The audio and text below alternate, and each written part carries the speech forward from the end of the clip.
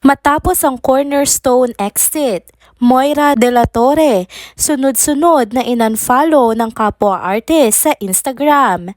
May lamat na nga ba ang samahan nila? Tara, pagkwentuhan natin yan.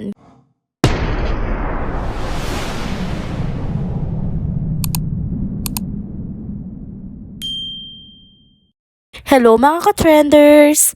Welcome back muli sa ating channel. Kung bago pa lamang kayo dito, huwag nang kalimutang mag-like, mag-subscribe at i-hit na rin ang bell notification para lagi kayong updated sa mga balitang trending at napapanahon. Matinding usap-usapan ngayon sa social media ang tila panibagong issue na kinasasangkutan ni Moira De La Torre matapos ngang mapansin ng ilang netizens na in-unfollow siya ng ilan niyang kaibigan at kapwa music artist sa Instagram. Kabilang sa mga di umano'y hindi na nakafollow kay Moira ay sina Sam Milby, Yang Constantino, Eric Santos at TJ Monterde, mga kapwa niya artist mula sa Cornerstone Entertainment. Dahil dito, nagkaroon ng espekulasyon ang fans na may nangyaring lamat sa samahan ng grupo. Sa panahon ngayon, nagiging malaking bagay na nga ang pag-follow o pag-unfollow sa social media. Maraming fans ang nagbibigay ng kahulugan sa bawat galaw ng mga celebrity sa Instagram, lalo na kung may mga usap-usapang issue sa pagitan nila. At ngayon nga, base sa isang popular na showbiz site, napansin na hindi na lumalabas ang pangalan ni Moira sa following list ng ilang cornerstone artists. Matatanda ang ilang linggo na nga nakakalipas nang lumabas ang balitang wala na si Moira sa ilalim ng Cornerstone Entertainment. May mga kumalat pang chismis na di umano'y siya ay natanggal dahil nga sa issue ng masamang pag-uugali nito.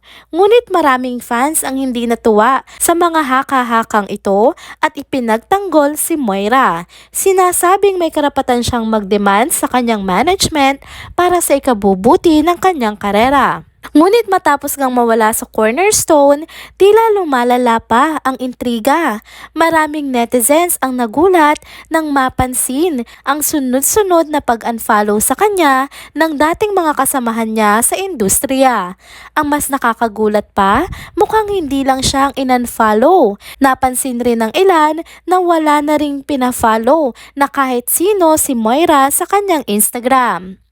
Dahil dito, nagkaroon ng sari-saring teorya ang netizens. May ilan ngang nagsabing maaaring simpleng social media clean-up lang ito ni Moira, lalo na't kamakailan lamang ay ni-revamp niya ang kanyang Instagram at binura o in-archive ang karamihan sa kanyang mga lumang posts.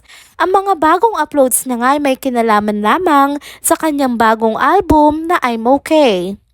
Pero hindi rin napigilan ng iba na mag-isip na baka may mas malalim pang dahilan ang mga nangyayari.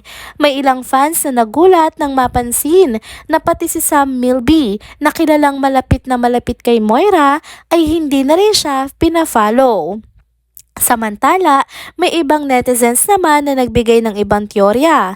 Maaaring si Moira ang nag-block at nag-unblock sa mga dating kasamahan kaya lumabas na hindi na sila nakafollow sa isa't isa. Sa ngayon, nananatiling tahimik si Moira at ang mga artistang nadawit sa issue.